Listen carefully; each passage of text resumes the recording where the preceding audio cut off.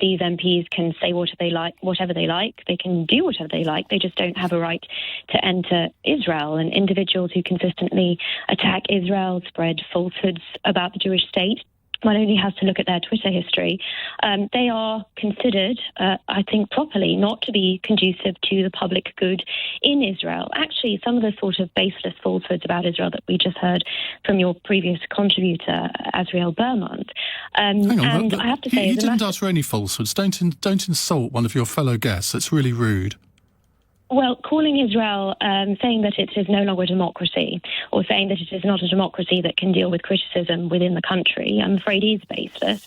There is great debate all the time, and indeed individuals calling for boycotts against Israel within Israel itself. So why aren't Labour MPs allowed to do that? I mean, surely if Israel, hang on a second, if Israel believes in freedom of speech, then surely it shouldn't be afraid of some of the arguments that these MPs have put forward, given that people within Israel have put the same arguments forward. I'm sorry, you cannot equate two Labour MPs with Geert Wilders. I don't know the other gentleman that you referred to, but he was a political extremist who would have stirred up racial hatred in this country. That is not what these two MPs were. They were on a legitimate parliamentary delegation and should have been treated accordingly. And if they were going to Israel to stir up hatred or support Palestinian terrorists or whatever, I would have absolutely no problem with the Israeli state deciding they were not conducive to the public good. But that is not the case here. No normal democracy behaves in this way, do they? I mean, name another country that does.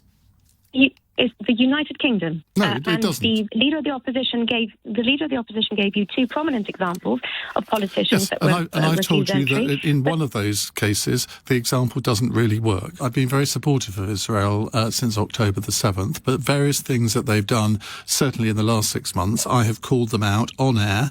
I think some of the attacks in Gaza have been totally over the top. I think Benjamin Netanyahu himself has been very culpable for a lot of this. Would that mean that if I decided I wanted to go and present a programme from Israel, that I could be refused entry because I've had the temerity to say something that the Israeli government might not like?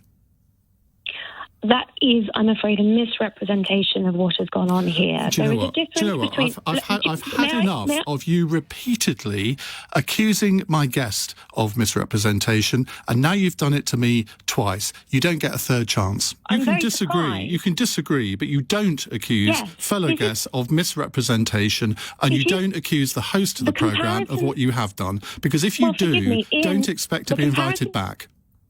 But Ian, the comparison that you have just drawn is not a fair comparison, and it is misrepresentative of what these members of Parliament have done. Okay, you've done it 3 times now. Goodbye.